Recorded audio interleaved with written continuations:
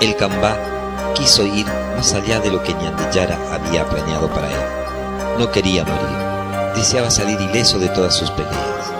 Quería estar protegido de todos sus enemigos, y para ello, una noche llegó hasta el cementerio, escarbó viejas tumbas y se hizo de un hueso de los restos de un finado. Luego, un asesino que estaba en prisión talló en el hueso una imagen esquelética. En la soledad de su rancho, el Cambá se encontró orándole a la imagen. Una mezcla de temor, fe y dolor se apoderó de él, al mismo tiempo que se abrió un pequeño tajo en el pecho con su cuchillo para introducir la diminuta figura mientras repetía: Dios Todopoderoso, que santificaste la muerte, brindame su poder. San la muerte, con tu gracia entraste en mí, y por la gracia de Dios conmigo te quedarás hasta que yo te lo pida. Y así fue santificado por San la muerte.